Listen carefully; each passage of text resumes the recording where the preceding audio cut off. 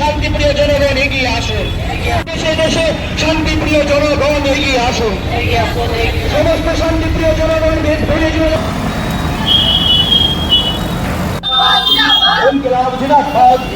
জনগণকে রক্ষা করতে এগিয়ে আসুন, সমস্ত শান্তিপ্রিয় জনগণ ভেনেজুয়েলার জনগণকে রক্ষা করতে এগিয়ে আসুন।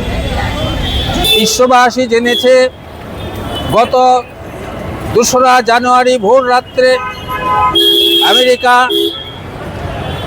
ভেনেজুয়েলার রাজধানী ক্যারাকাস আক্রমণ করে এবং সেই আক্রমণ আজকে গতকাল ডোনাল্ড ট্রাম্প স্বীকার করেছে এবং তার প্রেসিডেন্ট মাদুরোকে এবং তার স্ত্রীকে অ্যারেস্ট করে আমেরিকায় নিয়ে যায়।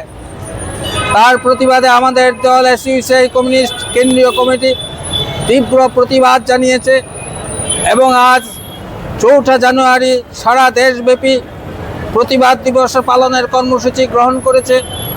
তারই অঙ্গ হিসাবে বটতলায় আজকের এই প্রতিবাদ সভা। আমরা মনে করি এবং বিশ্ববাসী জানে আমেরিকা তার দখলদারি পূর্ব ইউরোপ থেকে শুরু করে মিডল ইস্টের কান্ট্রিগুলির উপর, আফ্রিকান কান্ট্রিগুলির উপর, বিশেষ করে ভেনেজুয়েলা, তৈল সমৃদ্ধ ভেনেজুয়েলা এবং অন্যান্য খনিজ সম্পদে সমৃদ্ধ, তার উপর নিজের দখলদারি কায়েম করার জন্য মাদুরো সরকারকে উৎখাত করার উদ্দেশ্যে এই আক্রমণ এবং তাকে অ্যারেস্ট করেছে।